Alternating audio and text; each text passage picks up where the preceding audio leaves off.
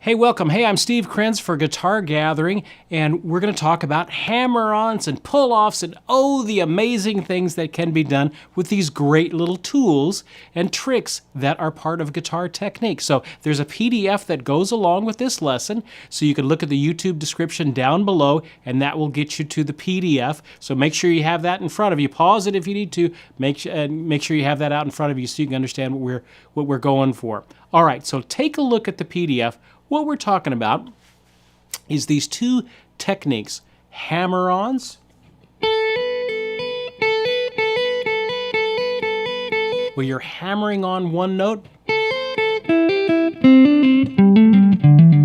and pull-offs, where you're pulling from an upper note to a lower note. Hammer-ons go from a lower pitch note to a higher pitch note. Pull-offs go from a higher pitch note to a lower note.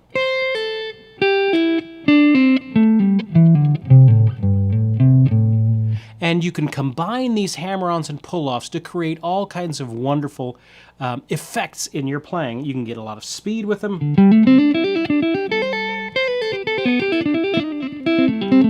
Now that sounded incredibly fast, but I really only played about 5 notes. All the rest of it was hammer-ons and pull-offs.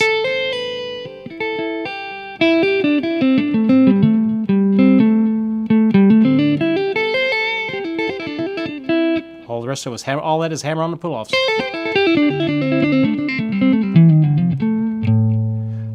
I can combine hammer-ons and pull-offs with open strings, which is something we're going to talk about tonight. Maybe I can do let's see,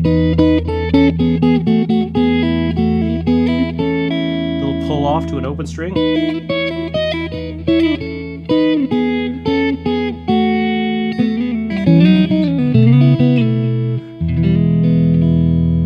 I can do, maybe I can use them with scales and create longer lines. Let's see.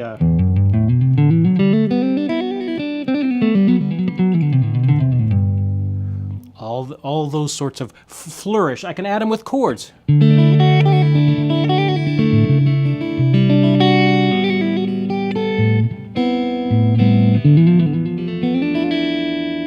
I can do them. If I add them with a chord, you kind of get an R&B sort of thing.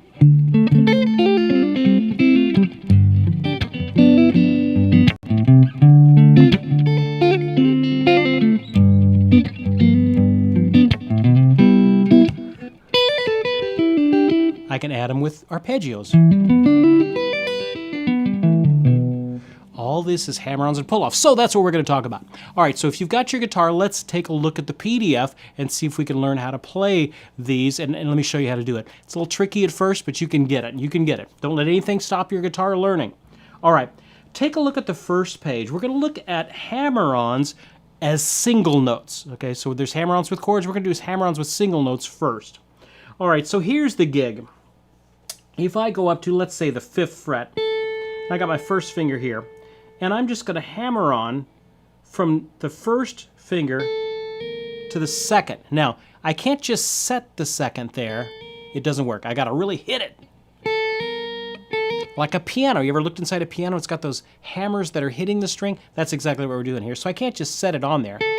I got to really whack it.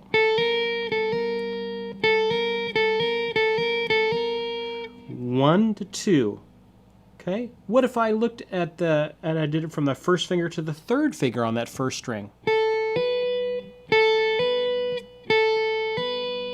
Okay, if you've got your guitar, practice that with me. You can go between the 1st and the 4th finger.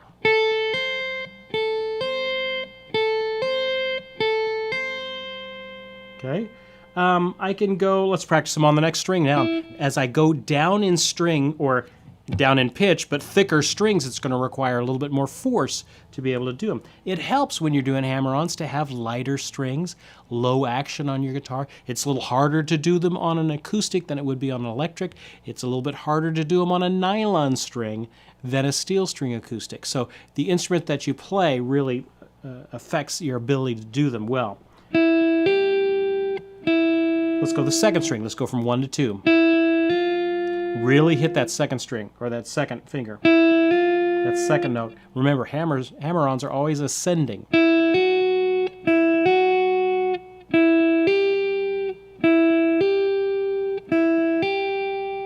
All right. Now, if we did some other fingering combinations with them, you had 1 and 2, but you can also go 2 to 3, maybe even 2 to 4, 3 to 4. So you could do other combinations with them as well. Now, a lot of it has to do with finger strength, hand strength, okay? So if you can't do them right now, you're perfectly normal because everybody doesn't have that finger strength to start out with, okay? So it requires a little bit of finger strength, but you can get it, and it comes in about a week or two. So don't give up on them if you do them, 2 hours tonight, and then you're going to go, well, I'll never be able to do them. No, that's not how it works. And your fingers may get sore, too, if you haven't done them before. So don't be discouraged by that. That just means you're doing them right, and give it another few days of doing it, and it'll be better. Okay? Now, I can also hammer on. That's from a fretted note, but I can also hammer on from an open string. So let's say I went from maybe from a G, open E to a G.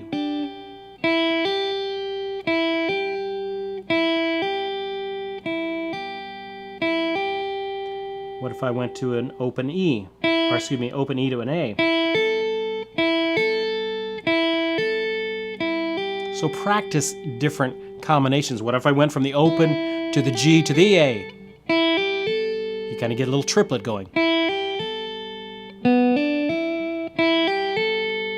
Going from the open string.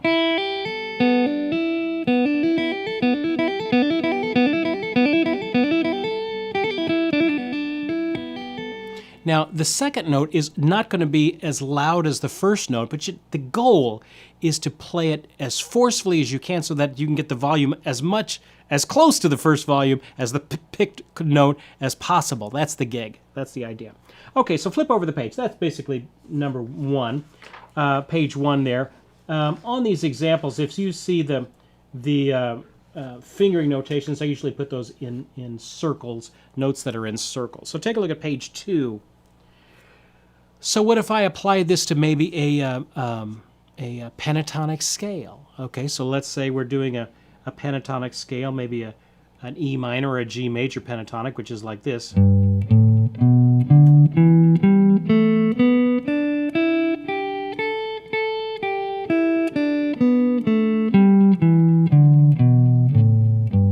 Regular old G major, E minor pentatonic. Okay, what if I added an open string before each one of those notes and created kind of a triplet? So take a look at the top example on page 2. I go from an E open to the 3rd fret G to the 5th fret A. Now how they're written in tab, you'll see it as a kind of a little arced line as you have there. Sometimes they'll even put an H indicating hammer on. Okay? Okay, now on the next string set, I have these two notes, but if I add the open A to it, so if I do it on the low E, I can get a little triplet out of it. What if I continued that idea, open string to this pentatonic shape on every string set, I end up with this sort of a thing.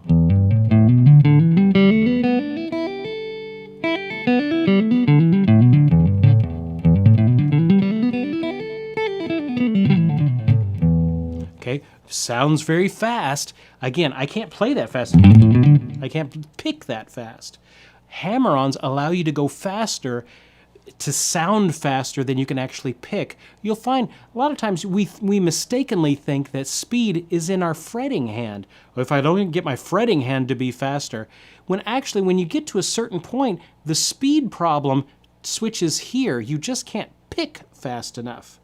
And then it's the coordination between the two hands. I can't pick and move these fingers fast enough. So that's one of the things that Hammer-Ons really help, Hammer-Ons and pull-offs. All right, so we did them with single notes there. What if I did them with some chords? Okay, so take a look at the middle example there. What if I have a normal D minor 7th here? Well, what can I do? Well, I could maybe go from this bar A up to this C.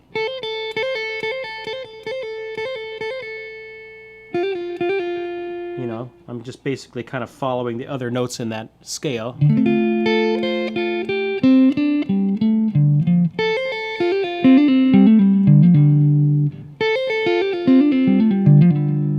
when I'm doing a little groove, let's say, hey,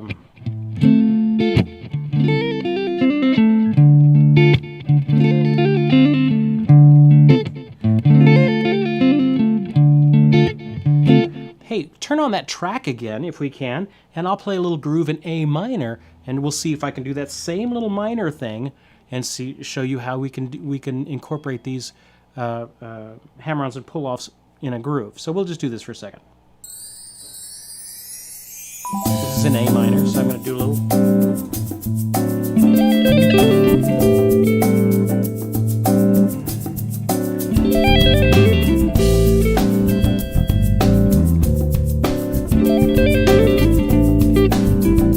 What if I did it on this A minor? I'm just kind of following the outline of the chord.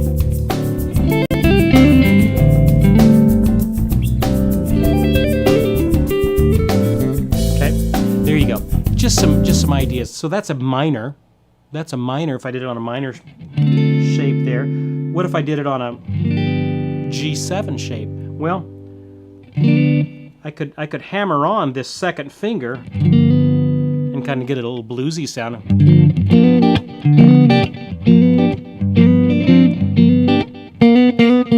can do that. But I can also hit again, just chord tones. This is a G7, so it'd be anything in this, C scale would work. Well, the only finger that I have really free is my pinky. So if I play in the next C scale note, it would be an A. If I did it on the second string, the next scale note would be an E. I could do it on the third string, but it would just be from a B to a C. I could do it from the the bar to the fourth string, the bar to the third finger, maybe, or maybe in pinky. You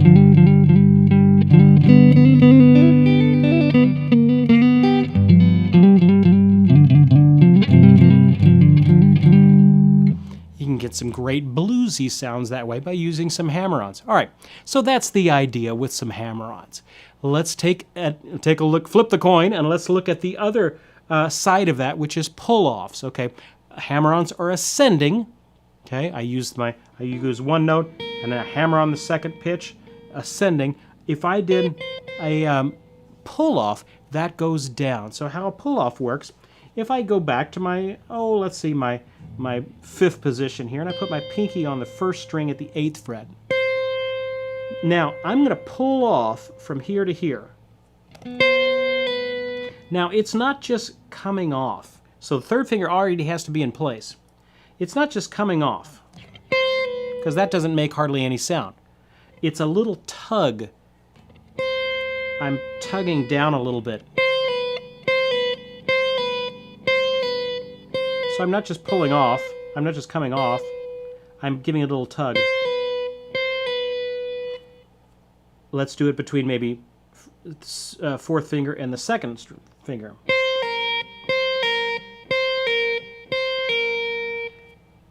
Maybe fourth finger and first finger. There's almost not you're pulling off from the higher finger, but the finger behind it is really planted on there. In fact, sometimes he's even giving counter pressure to where this finger's pulling down. This finger, let's say I'm going to my first finger, is actually pushing up slightly so that I don't bend the string out of tune. If I just pull down, then it just, the whole thing pops off there. So you got to be really planted here and even give it a little bit of counter pressure to really give it a good pop when you want it.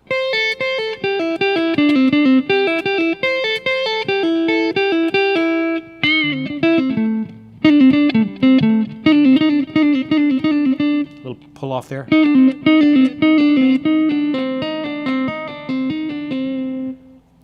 Pull-offs and hammer-ons. All right, so we went through some different fingering combinations there. Take a look at the top of page 3. Okay, what if I just practice, 4, 3, 2, 1 on all of these strings? So go slow, go slow. You're not just going blah. You're not just doing that. Okay, now if we did it on the second string. Remember, I'm giving counter pressure here with the back finger.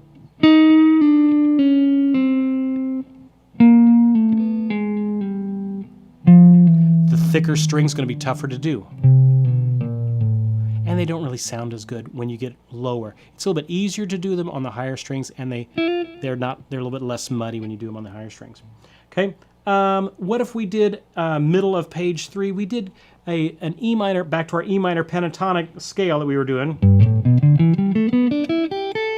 What if I pulled off to the open strings instead of hammering on? Remember how we hammered on? What if I pulled off now, maybe from the 3rd finger, the 1st to the open?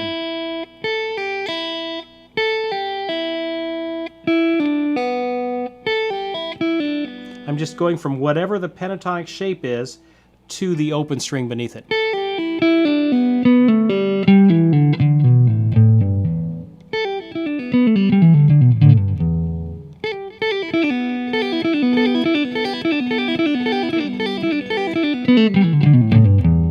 Okay, so you can get them going pretty fast with a little bit of trick, with a little bit of practice on them. Now, a lot of times when folks do them, they just kind of do them too fast. They just kind of go. Let me turn my delay off. It's not just a blip. You want to control it. So you can do them in time, but you have to be a little bit more accurate with them.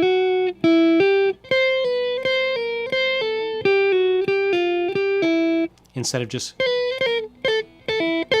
Now when you just start, they're going to be uncontrolled like that, and you're going to do them fast.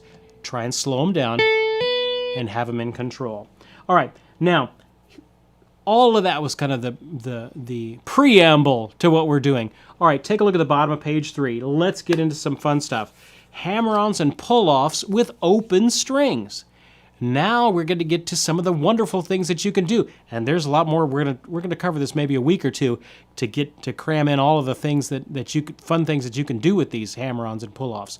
So one of the things you can do is add little flourishes to scales. So flip over to page 4, and we're going to do an E major scale just on the 1st string. E, F sharp, G sharp, A, B, C sharp, D sharp, E. Regular E major scale.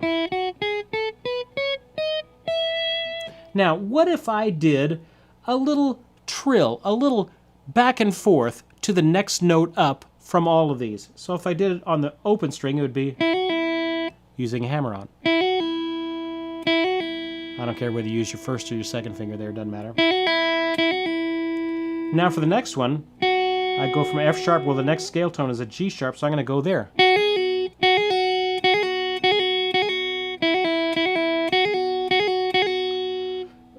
If I did a G sharp, the next scale tone would be an A. And then practice them not just with 1 finger combination like 1 and 2, which are going to be easy, but 3 and 4, that's tougher. If I did A, it would be A to a B. B would be B to C sharp. You see, all I'm doing is hammer on and pulling off to the next scale tone up. C sharp and D sharp. D sharp to E. E to F sharp.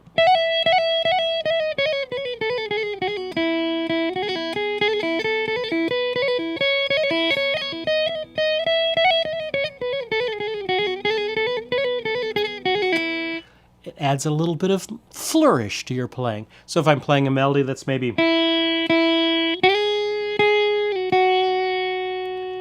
If I add some hammer-ons and pull-offs...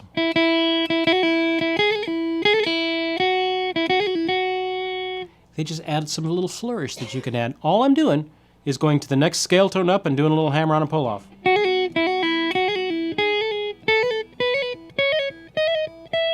Good way to practice that is just going to different strings. There's a B.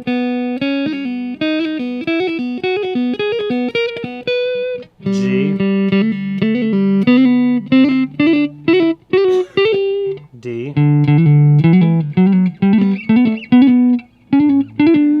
And just work your way up. Okay, different ways of doing it. Okay, look at the bottom of page 4.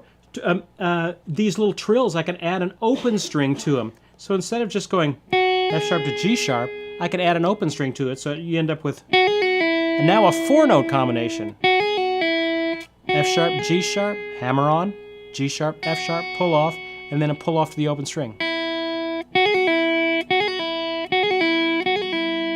What if I did them on the next string up? Or the next note up? G sharp, A, G sharp, and then down to the open E again. What if I did them on the A to the B? Then to the open string. B to C sharp. C sharp to D sharp. D sharp to E.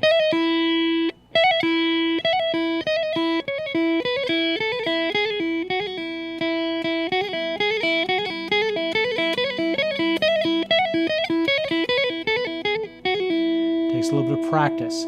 It's not a hard concept at all. There are much harder things to do and play on guitar. It just takes a little bit of practice to get the feel of them right. Hey, look at the next page. This is page 5. All right, so let's see if we can combine this with our pentatonic shape there. Well, you have the pentatonic shape. I wrote it out there for you. If I add the open strings like we did before and then the pull-offs going down, I can create a much longer sort of a scale.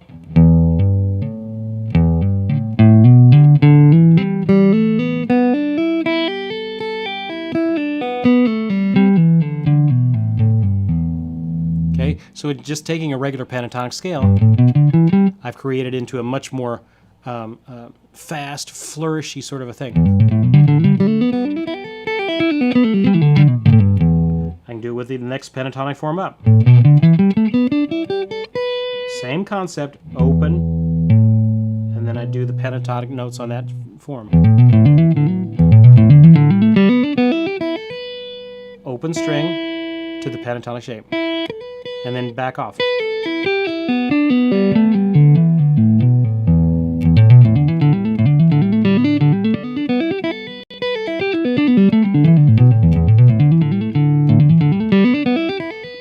So with a little bit of control, you end up creating some great lines. Is it the end-all, be-all? Is it the answer to everything? No, it's just a little trick. Another little gag in your tool belt that you can throw out if you need to.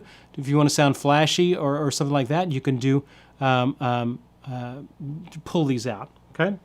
Look at the bottom of page 5. Bottom of page 5. E minor pentatonic trills with the open strings. All right, what do we have here? Oh my goodness. Okay, this is with an upper pentatonic form here at the 7th position. And I'm going to start on the higher note and then do a little pull-off, hammer-on pull-off to the open string.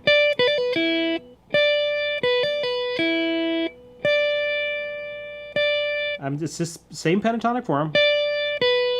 Those are my 2 notes. Start on the upper one, and then I do a hammer-on pull-off from the lower one to the upper one to the pull-off to the open string. What if I did that on the next string down? Next string down. Next string down. Sorry.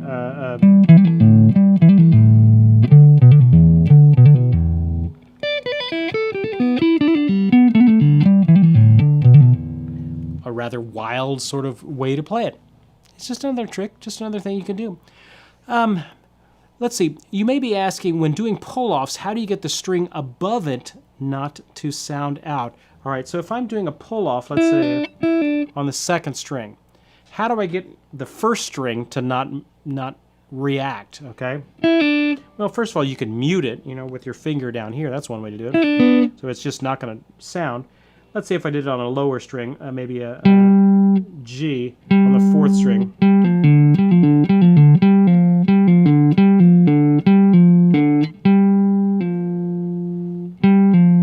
Part of my 1st finger, the note that I'm pulling off to, is sitting. He's got his little rear end just sitting on that string, so that will mute some of that. So he's not up like this. I'm a little sloppy with it, so he's actually touching that adjacent string, and that helps mute any extra string noise you may be having there as well. And also, the more you practice them, the little bit better you get at accuracy with all those, and that will help. Okay, flip over to the last page. I wanted to show you one last thing before I let you loose into the real world. All right, you can get almost a Celtic sound if you put these in the right way. So I'm going to switch over to my acoustic guitar here for a second, because I want to illustrate this one on acoustic.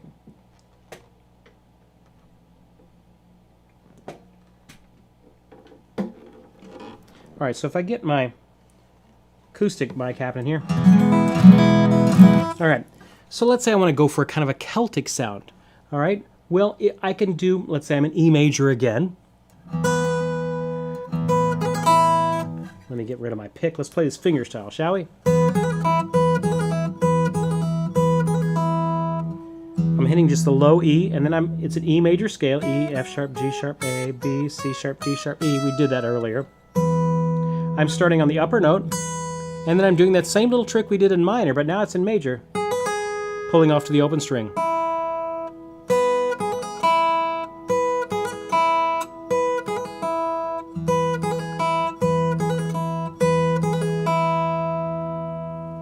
What if I did it with an A? So then it'd be an A and a C sharp, so I'd go in a little bit of a wider stretch there.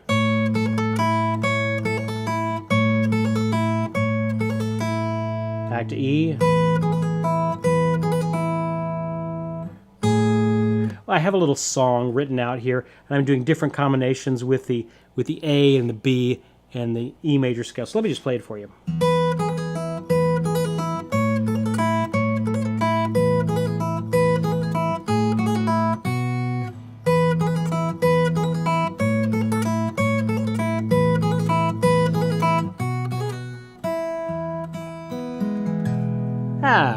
Let's see if I can play a little faster.